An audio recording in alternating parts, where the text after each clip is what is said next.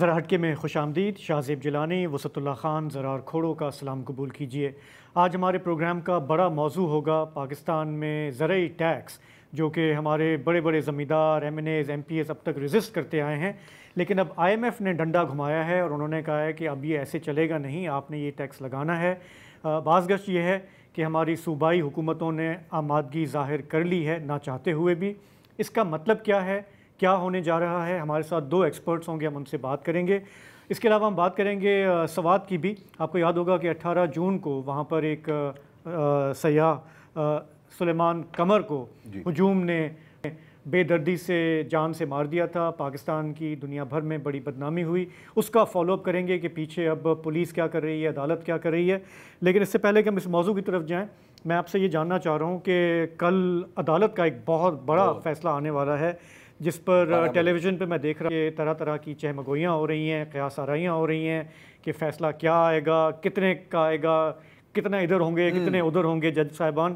تو یار یہ نہیں خیال یہ ہے کہ ہمارا چونکہ کلچر یہ ہے نا کہ الیکشن کلچر ہے، فلانے حلقے میں کون کون امیدوار ہیں اور ایکسپیکٹڈ پچھلی دفعہ کتنے ووٹ لیے تھے اور اب کس کے امکانات ہیں. سائیکی ہماری یہ ہے. تو یہی سائیکی اگر آپ عدلیہ پہ اپلائی کریں تو یہ ہے کہ کل کیا فیصلہ آنے والا ہے. سوال یہ ہے کہ اگر مجھے کل کے فیصلے کا آج پتہ چل جائے تو پھر عدالت کی کیا ضرورت ہے؟ یہ بھی ہے. اور عدالت کی اہمیت پھر کیا رہ جائے گی؟ یہ بھی ہے. مجھے ایک دفعہ یاد ہے کہ ہمارا ایک بڑا اردو کا اخبار ہے، اس میں فرنٹ پیج پہ ایک بڑا اہم مقدمہ تھا. فرنٹ پیج پہ یہ خبر چھپی اور لگی کہ عدالت آج یہ فیصلہ سنانے جا رہی ہے.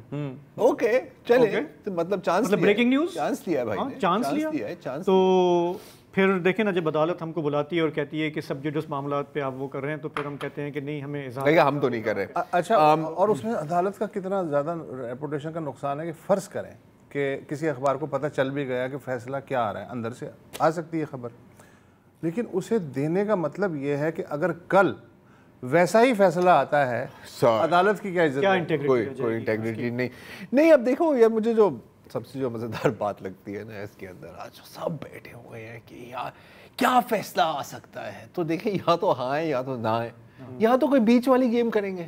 مطلب یہ تین ہی آپشنز ہیں نا. اور دوسری بات ہے کہ ویسے کبھی بھی لوگوں نے کیا مذاق کیا، میں نے ابھی سے کوئی لوگ سوال پوچھتے ہیں کہ آپ کا کیا خیال ہے، کیا فیصلہ آنے والے. میں نے کہا مجھے تو یہ بھی نہیں پتا کہ میں نے کل ناشتے میں کیا کھانا ہے. مطلب ہو سکتا ہے میں آملیٹ کھا لوں، ہو سکتا ہے میں توست، ہو سکتا ہے کہ وزن تھوڑا بڑھ رہا ہے، میں ناشتہ کروں ہی. میں سمجھتا ہوں کہ تین امکانات ہیں، تین قسم کے امکانات. یا تو فیصلہ جو ہے الیکشن کمیشن کے خلاف آئے گا، یا فیصلہ اس کے حق میں آئے گا، یا ہو سکتا ہے کہ عدالت جو ہے یہ مناسب سمجھے کہ جو مقتدرہ ہے اس پہ چھوڑ دے کہ بھئی آپس میں طے کریں. دیکھیں، یہ پروفیشنل صحافی ہے، آپ کہہ رہے ہیں کہ آپ مان لیں گے کہ مجھے نہیں پتا، اس سے زیادہ آپ نہیں بولیں گے. نہیں، میں نے صرف توست اور آملیٹ کی دانشور بننا سیکھیں تھوڑا سا، ٹھیک ہے نا. اچھا، مطلب وہ 5 منٹ تو بندہ نکال لے، لیکن 45 منٹ کیسے نکالے؟ 5 منٹ بڑے آرام سے نکال. دیکھیے جیلانی صاحب، ماضی میں بھی جو عدالتوں نے فیصلہ کیا، میں یہ سمجھتا ہوں، اب 2 منٹ تو اسی میں نکل گئے. بالکل، چلے آگے بڑھیں. میرا خیال ہے کہ ہم صبر سے کام لیں. کل جو فیصلہ آئے گا پھر ہم اس پہ کھل کر بات کریں گے کہ کیا ہوا، نہیں ہوا. کھل کے بات کرنے کو رہ کیا جائے گا یار؟ اس کے بعد تجزیہ ہوگا. اب کیا ہوگا اس کے بعد کیا ہوگا یار؟ ہزار چیزیں ہوتی ہیں. آج ہم بات کرنا چاہ رہے ہیں، ظاہر ہم ایگریکلچر پہ بات کریں گے، لیکن پہلے ذکر سوات کا. اور جیسا کہ میں نے بتایا کہ سلیمان قمر وہ شخص تھے جنہیں ہجوم نے پکڑ کے جان سے مار دیا تھا 18 جون کو. اس واقعے کو 3 ہفتوں سے زیادہ ہو گئے ہیں. اکثر ہم میڈیا والوں سے یہ سوال ہوتا ہے کہ آپ یہ بڑی خبریں کور کرتے ہیں، پھر فالو اپ نہیں کرتے. تو آج ہم نے وہاں پر ہمارے نمائندے ہیں سوات میں، ڈان اخبار کے فضل، ان سے رابطہ کیا اور ان سے پوچھا کہ کافی سارے ملزمان پکڑ لیے گئے تھے، ان کا مقدمہ چل رہا تھا انسداد دہشت گردی کی عدالت میں. اس کے علاوہ پولیس چھاپے مار رہی تھی وہاں پہ، جو سوشل میڈیا پہ ویڈیو سامنے آئی تھیں، فخریہ لوگوں نے اپنے آپ کو فلم کیا تھا ایک بندے کو اکیلے پکڑتے مارتے ہوئے. تو اب انویسٹیگیشن کہاں تک پہنچی ہے، عدالتی کام کہاں تک پہنچا ہے؟ دیکھیں، آج ہماری ملاقات ہوئی ہے ڈی پی او سوات اور ایس پی انویسٹیگیشن کے ساتھ ڈی پی او آفس میں. تو ان سے ہماری جب بات ہوئی تو انہوں نے کہا کہ ہم بالکل سائنٹیفک طریقے سے تمام ویڈیوز کو سوشل میڈیا کے پوسٹ کے مطابق ہم نے گرفتاریاں کی ہیں اور ہماری گرفتاریاں ابھی جاری ہیں۔ انہوں نے کہا کہ ابھی تک 42 بندے گرفتار ہیں اور جیل میں ہیں۔ ان 42 میں سے 30 نے کل انسداد دہشت گردی کی عدالت میں جو اپلیکیشن کی تھی ضمانت کے لیے، تو ATC جج نے جب ان کے وکلاء کے دلائل سنے اور پھر پبلک پروسیکیوٹر کے دلائل سنے، تو اس کے بعد ان 30 بندوں کا جو اس کیس میں ہیں ان کا وہ بیل انہوں نے ریجیکٹ کیا اور ان کو جیل بھیج دیا۔ اچھا، آپ کو یاد ہوگا کہ یہ سب اس وقت جب انہوں نے اس کو رپورٹ کیا تھا، یہ سب آرکسٹریٹ کیا تھا ایک مذہبی تنظیم نے جو ان علاقوں میں سوات کے بہت ایکٹیو ہے۔ تو فضل صاحب نے بھی بتایا تھا، میں نے ان سے پھر یہ پوچھا کہ یہ جو پورا واقعہ ہوا اس کے بعد ریاست کی طرف سے ہم کیا دیکھ رہے ہیں کہ اس تنظیم کے لوگ جو کھلے عام یہ کر رہے ہیں، ویڈیوز بنا رہے ہیں، تو اب اس تنظیم کا کیا وہاں پہ پوسچر ہے، وہ کیا کر رہے ہیں اس پورے واقعے کے بعد؟ ہاں، اچھا یہ ہے کہ جو ریلیجس گروپ اس تمام کیمپین کو جو لیڈ کر رہے تھے، انہوں نے ایک دفعہ پریس کانفرنس کی ہے اور اس پریس کانفرنس میں انہوں نے باقاعدہ طور پر اس قتل کو کہا کہ یہ پبلک موب میں اس طرح ہوتا ہے اور یہ ٹھیک کیا ہے انہوں نے، اس کے اوپر کوئی پشیمان نہیں تھے۔ اس کے بعد پھر ان کی طرف سے کوئی پریشر نہیں آیا، کوئی پروٹیسٹ نہیں ہوا، کوئی بات نہیں ہوئی۔ تو یہ اپڈیٹ ہے سوات سے۔ اچھا، اب میری ابھی آج بات ہوئی تھی، کل بات ہوئی تھی ارشد یوسف زئی صاحب سے، ایک صحافی ہیں اور کافی ایکٹیو ہیں ان قسم کے معاملات پہ، تو بڑی مزیدار اعداد و شمار سامنے آئے ہیں۔ میں تھوڑا سا سلیمان قمر کے بارے میں بھی بات کرنا چاہ رہا ہوں، لیکن پہلے میں ذرا یہ آپ کے سامنے پیش کرنا چاہ رہا ہوں کہ یہ واقعہ ہوا تھا 18 جون کو مدین میں، ابھی ایک مہینہ بھی نہیں گزرا اور ملک بھر میں 41 بلاسفیمی کے کیسز رجسٹر ہوئے ہیں اور رپورٹ ہوئے ہیں۔ اچھا، تعداد اس سے زیادہ بھی ہو سکتی ہے، شاید 50 تک بھی پہنچ گئے ہم، کیونکہ یہ وہ کیسز ہیں جو مختلف گروپس نے بھی، ہیومن رائٹس آرگنائزیشن، مائنورٹی تنظیموں میں یا جو مختلف فرقوں کی تنظیمیں ہوتی ہیں انہوں نے رپورٹ کی ہیں۔ 41 کیسز ایک مہینے میں، ٹھیک ہے۔ اچھا، زیادہ تر کیسز پنجاب میں، 28 کیسز پنجاب میں، 9 کیسز سندھ میں، 2 کیسز خیبر پختونخوا میں اور دو کیسز خیبر پختونخوا میں، ایک اسلام آباد مطلب ICT میں اور ایک گلگت بلتستان میں۔ اچھا، زیادہ تر مسلمانوں نے مسلمانوں کے خلاف ہی کی ہے، ایک فرقے یا ایک مکتب کے مولوی صاحبانوں نے دوسرے فرقے یا دوسرے مکتب کے مولوی صاحبان پر کیا ہے، اور زیادہ تر یہ 295A اور 295B کے کیسز ہیں، 295C کے کیسز نہیں ہیں۔ مطلب توہین مذہب کے ہیں، توہین مذہب کے ہیں، مذہبی شخصیات کے ہیں، مطلب میں آپ بہت زیادہ ڈیٹیل میں نہیں جانا چاہ رہا ہوں۔ 2 کیسز ہیں جو بڑے مزیدار ہیں۔ اچھا، ظاہر ہے کرسچنز اور ہندوز کے خلاف بھی کیسز رجسٹر ہوئے ہیں۔ 2 کیسز ایسے ہیں جس میں مسیحوں نے مسیحوں پر ہی بلاسفیمی کا الزام لگایا ہے، اور ان کی میں نے وہ ڈیٹیل پڑھا تھا جو مجھے صاحب نے فراہم کی ہے۔ تو ایک کیس میں ایک ہیں یونس چوہان صاحب، جن کے بارے میں اس علاقے میں کہا جاتا ہے کہ وہ کسی لینڈ گریبنگ یا لینڈ مافیا کے ساتھ ان کا تعلق ہے، مجھے نہیں پتہ یہ سچ ہے یا نہیں ہے، اور اس نے چاند مسیح کو ایک بلاسفیمی کیس میں پھنسایا ہے یا اس کے اوپر بلاسفیمی کیس رجسٹر کیا ہے اللیجڈلی، تاکہ اس کے گھر کے اوپر قبضہ کر سکیں۔ ایک اور کیس ہے، یہ اوکاڑا کا کیس ہے پنجاب میں، کہ ایک مسیحی شخص نے اپنے بھائی کی لڑائی ہو رہی تھی ان کی بھائی اور بہن کے ساتھ، ان کے اوپر بلاسفیمی کا کیس لگایا ہے کہ جی آپ نے قرآن کو نذر آتش کیا ہے، اس کا کوئی ثبوت نہیں ملا۔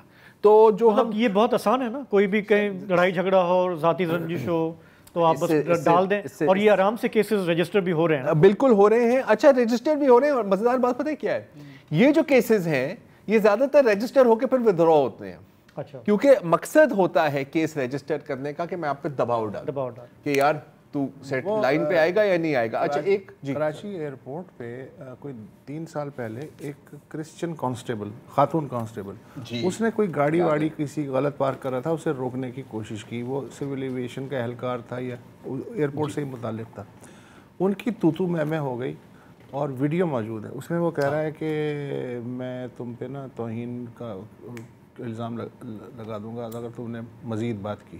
مطلب آرام سے کچھ بھی نہیں ہے کوئی مسئلہ. ایک اور مجھے کہ یار آپ پہلے بتاتے ہیں نا، میں ویڈیو نکال کے چلا دیتا ہوں. بہرحال اس طرح کے اور بھی کیسز ہیں. ایک دفعہ مجھے یاد ہے کہ کچھ جو سینیٹیشن ورکرز ہیں وہ اپنی تنخواہوں کا مطالبہ کر رہے تھے.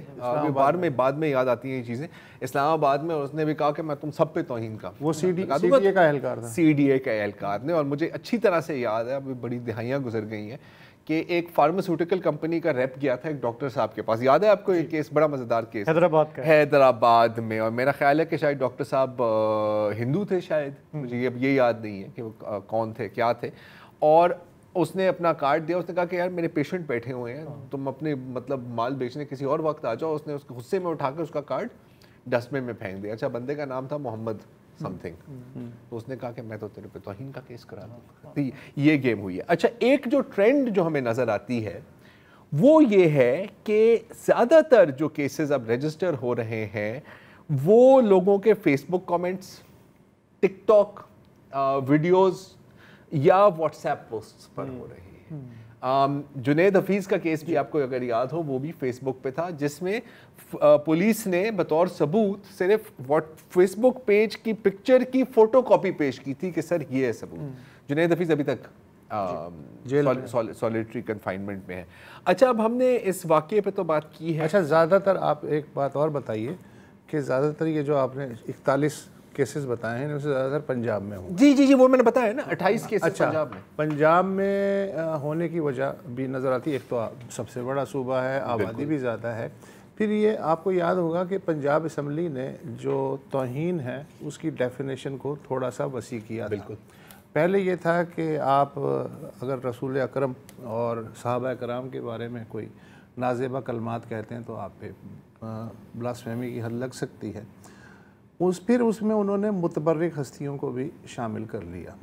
اب متبرک ہستیاں تو سینکڑوں ہیں، تو آپ کہیں نہ کہیں کسی نہ کسی لینڈ مائن پہ پیر ضرور آپ کا پڑ سکتا ہے اور دوسرا آپ کو پھنسا سکتا ہے. اس کی روشنی میں جو ہے ہماری یہ جو پی ٹی اے ہے، پاکستان ٹیلی کمیونیکیشن اتھارٹی، ایک اس نے اشتہار چھاپا ہے، بڑا زبردست ہے.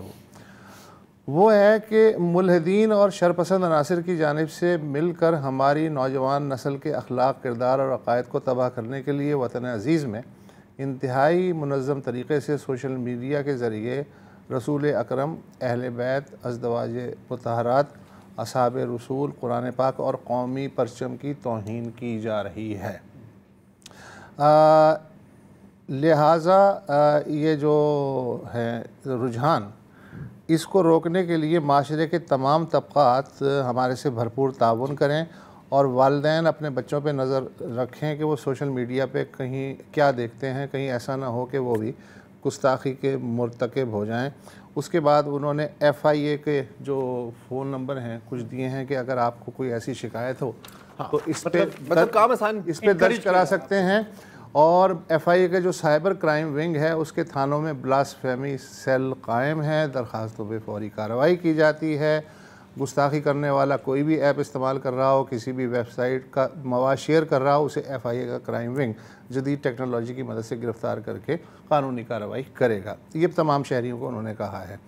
اس کا نوٹ ہے کہ یہ اشتہار وزارت مذہبی امور اور اسلامی نظریاتی کونسل کے تعاون سے پاکستان ٹیلی کمیونیکیشن اتھارٹی کی جانب سے شائع کیا جا رہا ہے. تو اب یہ آرام سے آپ کو کسی اور مسلم ممالک میں ایسی کوئی چیز نہیں ملے گی. انٹرسٹنگلی جن لوگوں کے دباؤ میں ریاست نے فیسیلیٹیٹ کر دیا ہے وہ. اچھا، جہاں تک سلیمان قمر کی بات ہے، اگر اجازت ہے تو اچھا، کیونکہ ہم نے واقعے پہ بات کی ابھی، آج ہم نے اپڈیٹ دی کہ کیا ہو رہا ہے پولیس کی جانب سے. سلیمان قمر جو تھے 37 برس کی عمر تھی اور یہ سیالکوٹ کے رہنے والے تھے. ان کے والد صاحب جب بہت چھٹی جماعت میں تھے تو والد صاحب ان کے فوت ہو گئے تھے، اور پھر مطلب پڑھائی پھر بھی کی جاری رہی، لیکن سارا بوجھ ان پہ تھا. پھر یہ وہاں سے ملیشیا شفٹ ہوئے، جہاں پر کافی کامیابی سے انہوں نے کاروبار کیا اور وہاں پر انٹرسٹنگلی انف وہ جو وہاں کی جو لوکل پاکستانی کمیونٹی ہے اس کی مسجد کمیٹی میں بھی تھی, اور جب تبلیغی جماعت کے وفد وہاں پر آتے تھے ان کی مہمان نوازی بھی کرتے تھے. یہ بات ہو رہی ہے اب 2018-2020 کی. لیکن 2 سال قبل پھر کہ خاندان میں وہی زمین کے پھڈے شروع ہو گئے, اس طرح کے تنازع شروع ہو گئے, تو کافی ڈپریشن میں چلے گئے اور پھر یہ ایڈکشن کی طرف چلے گئے. اور لیکن پھر بھی گھومنے پھرنے کا بہت شوق تھا, تو آخری ان کا جو سٹاپ تھا وہ تھا سوات. اور جب ان کو پولیس نے گرفتار کیا اس الزام میں تو انہوں نے ڈینائی کیا, اور لیکن کبھی اپنی صفائی پیش کرنے کا عدالت میں موقع نہیں ملا. تو انصاف ہونا چاہیے. یہاں پہ ہم لیں گے ایک بریک, واپس تو ہم بات کریں گے پاکستان میں زرعی آمدنی پر ٹیکس لگانے کی تیاریاں ہو رہی ہیں, اس کا کیا مطلب ہے, اس پر بات کریں گے.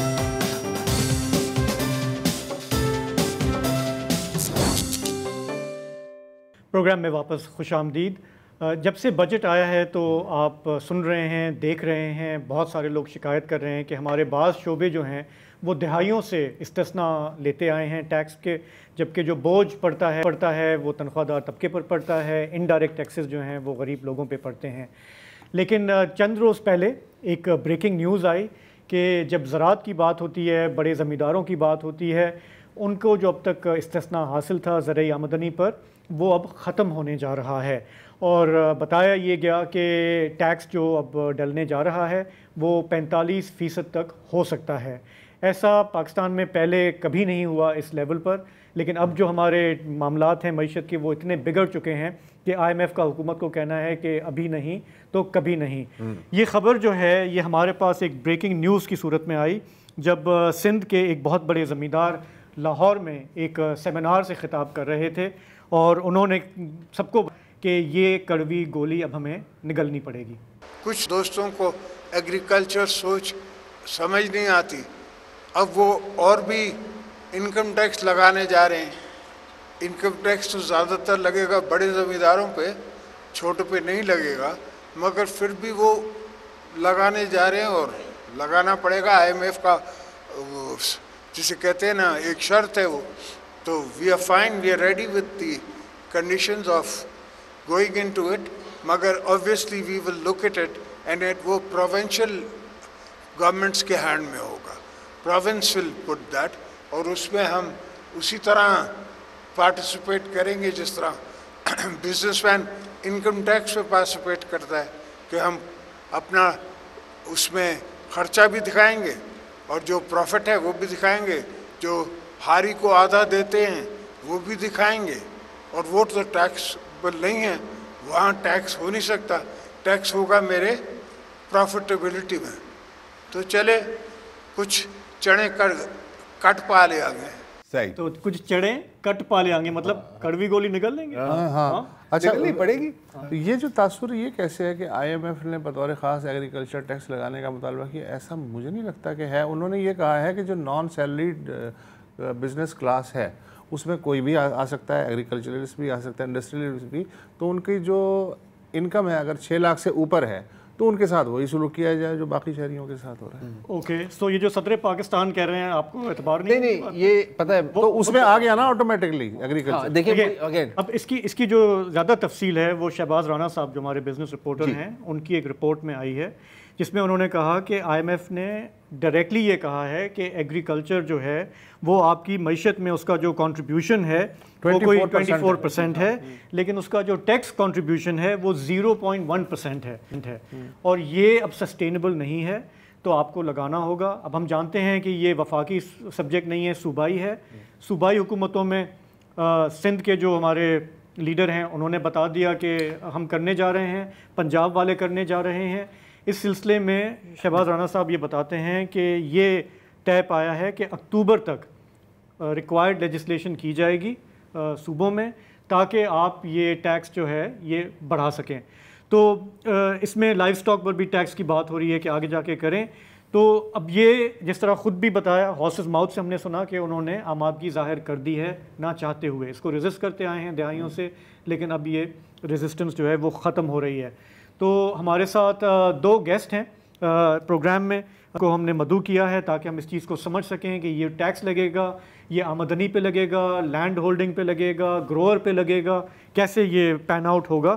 ہمارے ساتھ ہیں محمد عادل منصور، ریسرچ کرتے ہیں بزنس ریکارڈر میں، اور اس کے علاوہ سینئر ریسرچ فیلو ہیں Pakistan institute of development economics یعنی پائیڈ میں۔ اس کے علاوہ ہمارے ساتھ ہیں عامر حیات بھنڈارا، آپ پاک پتن میں پروگریسو فارمر ہیں، کو فاؤنڈر ہیں ڈیجیٹل ڈیرا اسٹارٹ اپ کے، اور کلائمیٹ چینج اور فوڈ سیکیورٹی میں بھی کافی مہارت رکھتے ہیں۔ تو اب اچھا چلے ایک وقفہ۔ بیسیکلی ٹیکس چاہے بڑا ذمہ دار دے یا چھوٹا دے، الٹیمیٹلی مجھ پہ لگے گا۔ یہ بھی سوال ہے، یہ بھی سوال ہے۔ میرا خیال ہے ہم ایک چھوٹے سا بریک کی طرف جانا ہے، ہماری مجبوری ہے، واپس آتے ہیں تو دونوں سے یہ سوال کرتے ہیں۔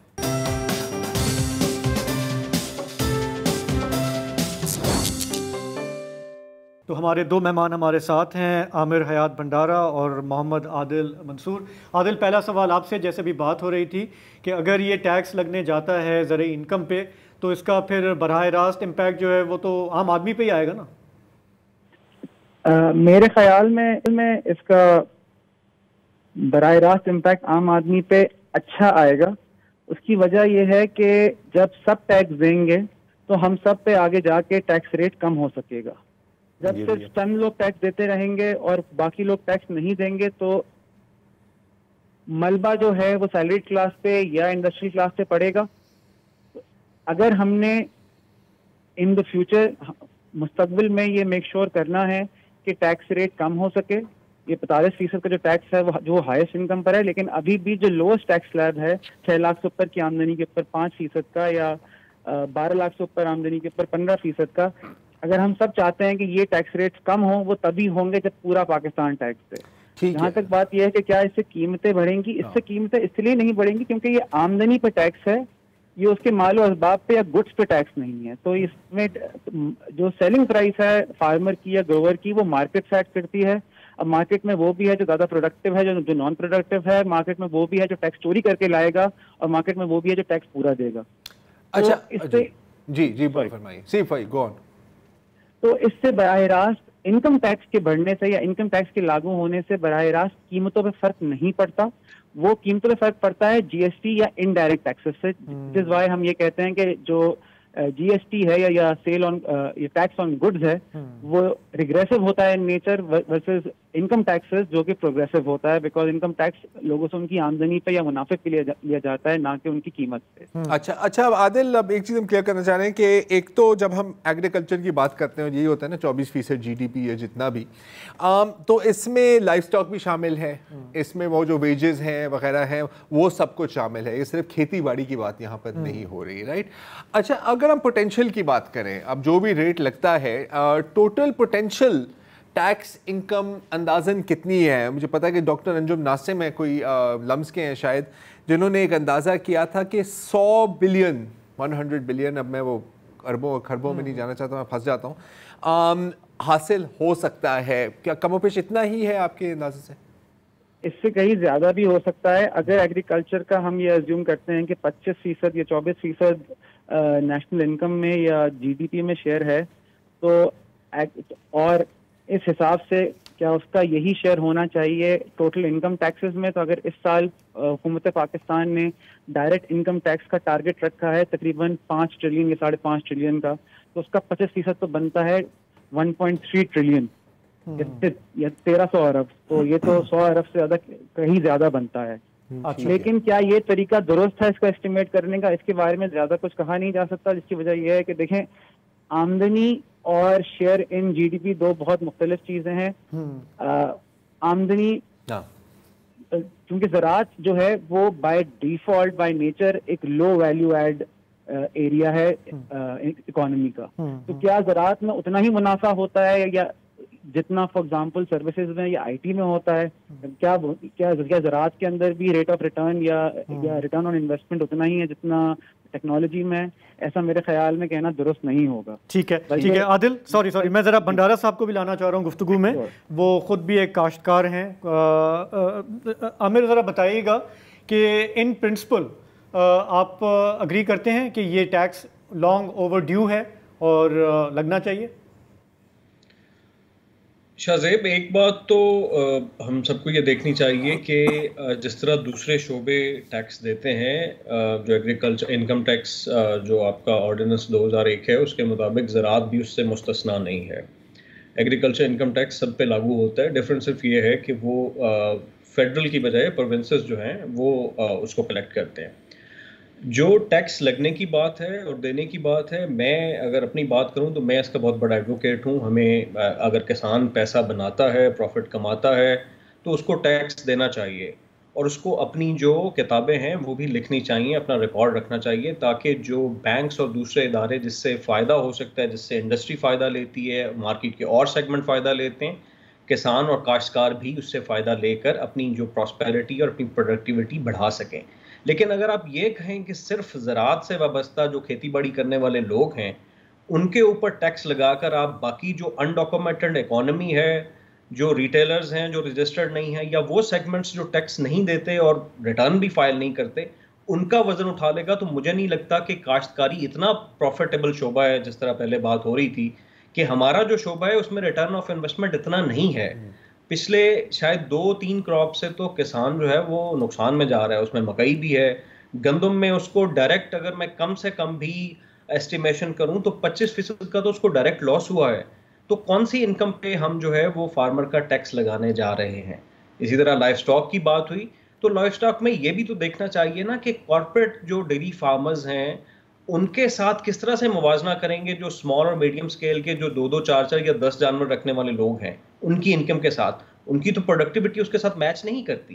तो मेरे ख्याल में टैक्स देना बिल्कुल जायज़ है, लेकिन क्या ये दुरुस्त वक्त है जिस वक्त फार्मर को जो है वो कॉस्ट ऑफ प्रोडक्शन बहुत ज़्यादा बढ़ रही है, रिटर्न ऑफ इन्वेस्टमेंट कम हो रहा है। आज की खबर है कि कोई ₹7.25 बिजली का बिल, जो बिजली है वो ज़राअत के लिए महंगी कर दी गई है। जो दूसरी इनपुट्स हैं वो महंगी हो रही हैं, उसके साथ किस तरह से आमदनी मैच होगी और किस तरह से कौन सी इनकम के ऊपर टैक्स लगाने जा रहे हैं। अच्छा, एक बड़ा सवाल ये है कि हम जैसे अभी हमने सुना प्रेसिडेंट साहब से भी कि बड़े ज़मींदार पे लगेगा और छोटे किसान पे नहीं लगेगा। अब हमारे यहाँ इसकी कोई डेफिनेशन है कि बड़ा कौन है, छोटा कौन है?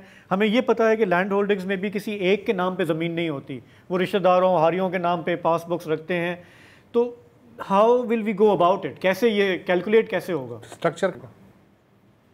चैलेंजेस तो यही है ना, इसीलिए तो आप देखें बहुत अरसे से आपकी जो एग्रीकल्चर और रूरल इकोनॉमी है ये अनडॉक्यूमेंटेड और हमेशा फिक्स टैक्स की बात की जाती है। मैं एक्सपेक्ट यही कर रहा था कि जब IMF की जो टॉक्स चल रही थी और डिस्कशंस कि हम एग्रीकल्चर के ऊपर टैक्स प्रपोज करने जा रहे हैं, लेकिन मेरी एक्सपेक्टेशन ये थी कि शायद हमें कुछ ऐसे सिस्टम्स भी और कुछ ऐसी सपोर्ट भी टेक्निकल दी जाएगी जिससे हम अपनी जो प्रोडक्टिविटी है और रिटर्न ऑफ इन्वेस्टमेंट है एग्रीकल्चर का वो नाप सकें। देखें, जब हम लैंड होल्डिंग की बात करते हैं तो 12.5 एकड़ तक नॉर्मली जो है वो टैक्स एग्जेम्प्टेड होता है, जो लैंड होल्डिंग है उससे ऊपर टैक्स लगता है। लेकिन इसमें भी आगे 2 सेगमेंट्स आ जाते हैं। एक वो है जो लैंड ऑनर है, जो ठेके पे देता है या रेंट पे अपनी जमीन रेंट आउट करता है, और दूसरा वो है जो ग्रोअर है, जो उसको पे करके तो एज ए बिजनेस मॉडल लेके चलता है। उसके ऊपर टैक्स किसके ऊपर लगाना है?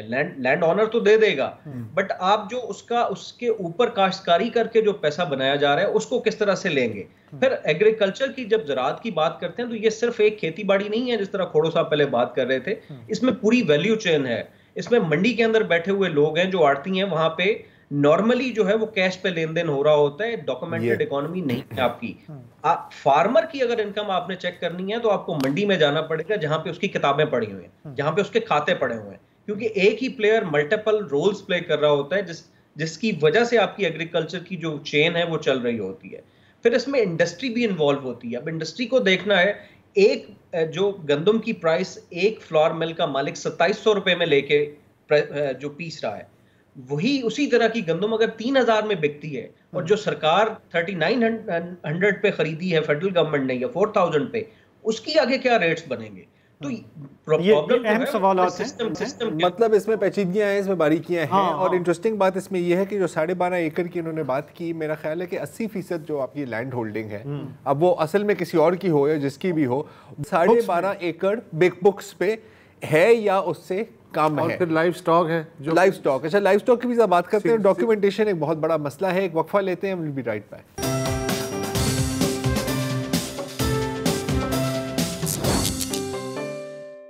Welcome back. اور جہاں تک زرعی آمدنی کے ٹیکس کی بات ہو رہی ہے تو جیسے عامر بھائی ابھی بتا رہے تھے شرائط اور ضوابط لاگو ہیں, لیکن کیا وہ صرف پاکستان پر لاگو ہیں؟ ظاہر ہے کہ یہ کوئی واحد ملک تو نہیں ہے نا جہاں میں کچھ اگتا ہے یا جہاں پہ لوگ مال مویش رکھتے ہیں.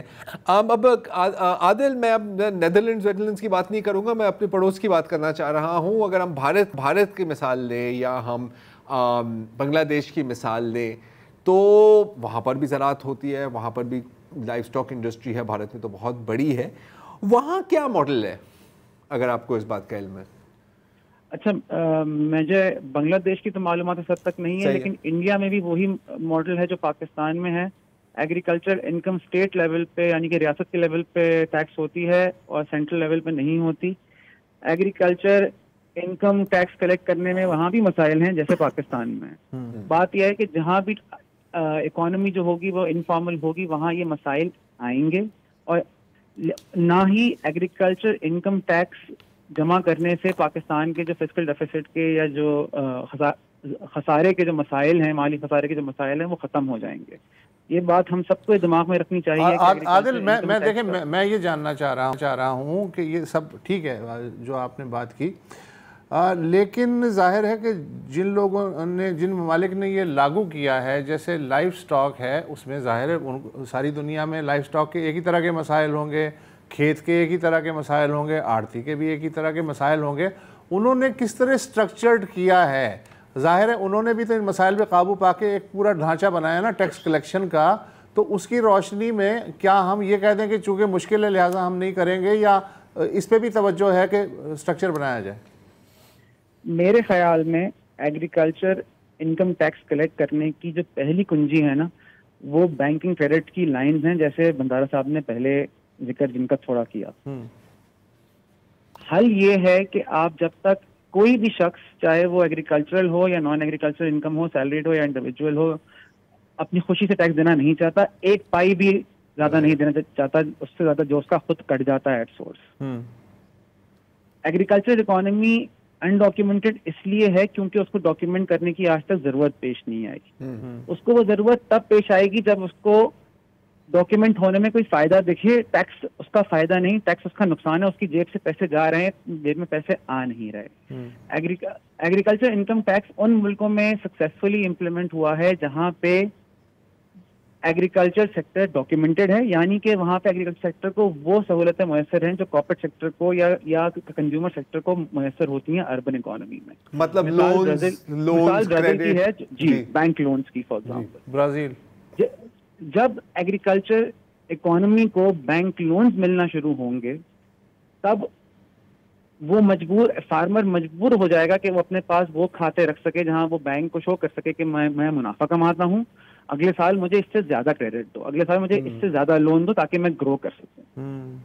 کارپوریٹ سیکٹر بھی اسی لیے کھاتے رکھتا ہے. کارپوریٹ سیکٹر کھاتے اس لیے نہیں رکھتا کیونکہ اس کو ٹیکس دینا ہوتا ہے, وہی کارپوریٹ سیکٹر بھی جہاں تک اپنی انکم چھپا سکتا ہے چھپاتا ہے, لیکن کیونکہ اس کو ساتھ ساتھ یا تو اپنا کاروبار کسی بڑے, اگر وہ ایکسپورٹر ہے اور اس کو والمارٹ کو بیچنا ہے یا لیوائس کو بیچنا ہے, تو یا تو اس کو اپنی بزنس کی سالڈ بیس اپنے بائر کو شو کرنی ہوتی ہے یا اس کو بینک کو شو کرنی ہوتی ہے کہ بھائی میری جیب میں پیسے ہیں, میں کام کرنا چاہتا ہوں, مجھے کام کرنا آتا ہے, میں منافع کماتا رہا ہوں ماضی میں, آؤ مجھے تھوڑا لون دو تاکہ میں مزید گرو کر سکوں. پھر سال ایئر آفٹر ایئر جب وہ اپنی گروتھ شو کرتا ہے, اپنے منافع میں اضافہ شو کرتا ہے, تو اس کے اکاؤنٹس بھی مینٹین ہو جاتے ہیں. اکاؤنٹس ایسے مینٹین ہوتے ہیں, اور جب ایک بار اکاؤنٹس مینٹین ہو جاتے ہیں, وہ ایک آفیشیل اکانومی میں آ جاتا ہے, تب جا کے ٹیکس کا ادارہ جا کے کہہ سکتا ہے کہ بھائی تم پچھلے 5 سالوں میں اتنی انکم دکھا رہے ہو, تم مجھے اتنا ٹیکس دو, 10% دو, 15% دو, 20% دو. آپ زرعی زمین کو تو لینڈ ویلیو پہ یا رینٹل ییلڈ کے اوپر ٹیکس کر سکتے ہیں, اور 100 بلین کیا آپ شاید 300 بلین بھی اس سے بہت آسانی سے جمع کر سکتے ہیں. لیکن لائف اسٹاک جو ہے جو کہ 60% ہے ایگریکلچر اکانومی کا, اس کو ٹیکس کرنا تو قریباً آج کی تاریخ میں جس طریقے سے ہمارے لائف اسٹاک کو مینٹین کیا جاتا ہے, کسی کے 3 جانور ہیں, کسی کا ایک جانور دن میں 2.5 لیٹر دودھ دیتا ہے, کسی کا 7 لیٹر دودھ دیتا ہے, وہ کس کو بیچتا ہے, کس ریٹ پہ بیچتا ہے, یہ ہم میں سے کوئی بھی نہیں جانتا. تو آپ اس کی, اگر فارمر اپنے دودھ کے کھاتے خود مینٹین نہیں کر رہا, تو آپ اس بیچارے سے منافع اس کے منافع پہ ٹیکس کس طریقے سے لیں گے. یہ ٹھیک ہے. اور اچھا جو آخری ہماری جو لائف اسٹاک سروے ہوئی تھی جہاں تک میری معلومات ہے 2006 میں. اچھا عامر یہ بتائیں کہ اب اگر ہم بالکل ہمارا ایک نہ ہونے کے برابر ٹیکس ہے اور اب بات یہ سامنے آ رہی ہے کہ 45% ہوگا, یہ ایک بہت بڑا جمپ نہیں ہے؟ مطلب اس کو ہمارے جو فارمرز ہیں لیٹس سے مڈل یا ایون بگ فارمر جھیل پائیں گے؟ بہت مشکل ہے.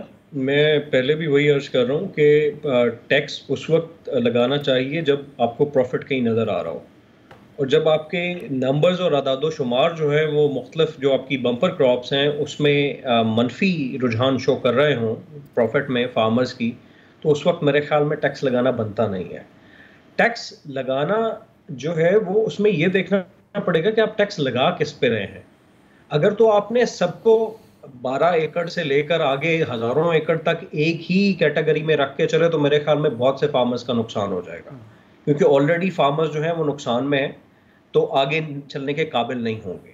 ہاں جو کارپوریٹ ایگریکلچر میں ہے, جو ملٹیپل انڈسٹریز ایک ہی امبریلا کے تحت چل رہی ہیں, اس کو آپ کو ضرور دیکھنا چاہیے کہ اگر بہت بڑی کوئی کمپنی ہے اور وہ اپنا ڈیری فارم بھی چلا رہی ہے, کارپوریٹ فارمنگ بھی کر رہی ہے, ایگریکلچر کی سروسز بھی پرووائڈ کر رہی ہے, تو اس کو ضرور دیکھنا چاہیے, اس کو ٹیکس نیٹ میں لانا چاہیے. اچھا ابھی جو پروپوزل ہے, سوری میں آپ کو یہ بتاتا چلوں, ابھی جو پروپوزل جو رپورٹ ہو رہا ہے وہ یہ ہے کہ کارپوریٹ فارمنگ والوں کو کارپوریٹ انکم ٹیکس ریٹ ان پر اپلائی ہوگا, تو تھوڑا سا وہ ڈفرینٹ ہوگا. جو پروپوزل سامنے آ رہا ہے اس میں یہ بات کہی جا رہی ہے. بالکل درست ہے, لیکن میں اگر زرعی انکم ٹیکس کی بات کروں تو میرے خیال میں ایک اور طریقہ ہے, جس طرح عادل نے بڑا ایک اچھا طریقہ بتایا کہ اگر بینکس کو آسانی بینکس پرووائڈ کریں فارمرز کو اور ذرا سبسڈائزڈ ریٹس کے اوپر اور ذرا آسانی سے لون دے دیں, کیونکہ ہمارے تو ECIB رپورٹ بعد میں چیک کی جاتی ہے, پہلے باقی کھاتے چیک کیے جاتے ہیں. حالانکہ بینک کا لون تو انتہائی آسان ہونا چاہیے کسان کے لیے. نہیں تو ہمارے ایگریکلچر ڈیولپمنٹ بینک جو ہے زرعی ترقیاتی بینک, یار اتنے سارے کسانوں کو وہ لون دیتے ہیں پورے ملک میں ایسی ایسی جگہوں پہ. آپ نے بتایا عامر بھائی, میں کیوں ہنس رہا ہوں؟ بتائیں. میں یہ بڑی عجیب سی بات ہو جائے گی, لیکن آج کل جو سارے بینکس ہیں وہ زرعی ترقیاتی بینک کی طرح ہی کام کر رہے ہیں, سب کا انٹرسٹ ریٹ سیم ہے اور سب کی جو طریقہ کار ہے وہ سیم ہے. لیکن میں بات اس طرف لے کے جانا چاہ رہا تھا کہ اگر آپ کلین لینڈنگ سٹارٹ کریں گے اور فارمرز کو لوئسٹ انٹرسٹ ریٹ کے اوپر لائیں گے تو میرے خیال میں فارمرز ڈاکومنٹ اکانومی کی طرف آئیں گے. اور دوسرا جو سب سے بڑا امپورٹنٹ بات ہے جس کی میں نے پہلے بھی ذکر کی کہ ہمیں ٹیکنیکل کیپیسٹی چاہیے تھی, جو IMF کو ساتھ میں پرووائڈ کرنی چاہیے تھی نا کسی نہ کسی صورت میں, کم از کم کیپیسٹی بلڈنگ کی صورت میں ہی, وہ ہماری جو منڈیوں کا نظام ہے اس کو ڈیجیٹائز اور اس کو ڈاکومنٹ کرنا تھا. بالکل, کیونکہ آپ جتنا کاروبار ہے وہ سارا منڈیوں میں ہو رہا ہوتا ہے اور کیش کے لین دین پہ ہو رہا ہوتا ہے. آپ ذرا اٹھا کے دیکھ لیں کہ کتنے جو ایگریکلچر کی جو مڈل مین ہے, میں یہ نہیں کہہ رہا کہ وہ ان کو بالکل ہی ہم نے ایلیمینیٹ کرنا ہے, وہ بڑا امپورٹنٹ پارٹ ہے, لیکن ان کو ہمیں تھوڑا سا ریولیوشنائز کرنا پڑے گا, ہمیں تھوڑا سا ان کو ایکوپ کرنا پڑے گا کچھ چیزوں کے ساتھ, تاکہ ہمارے پاس بھی وہ ڈیٹا آئے کہ کتنی ٹرانزیکشن فارمرز کی منڈی کے اندر ہو رہی ہیں, گورنمنٹ کے پاس ڈیٹا ہو, فارمر کے پاس ڈیٹا ہو, اداروں کے پاس ہو. تو میرے خیال میں یہ کوئی بہت بڑی بات نہیں ہے کہ ہم جو ایگریکلچر کی ویلیو چین سے انکم ٹیکس ہے وہ جنریٹ نہ کریں. بالکل ٹھیک ہے, بالکل ٹھیک ہے. عامر حیات بھنڈارا صاحب, محمد عادل منصور صاحب, آپ دونوں کا بہت بہت شکریہ. مجھے یہ لگ رہا ہے کہ سب سے زیادہ جو ایگریکلچر ٹیکس ہے نا وہ گرین پاکستان انیشیٹو جو ہے اس سے ملے گا, اس لیے کہ سب سے بڑی لینڈ ہولڈنگ جو ہے. دیکھیں یہ جو جتنی جو کیش ویش کی بات ہوتی ہے نا, میں پھر سوچنے لگ جاتا ہوں یار کہ نوٹ بندی نہ کرنے. Okay, think about it.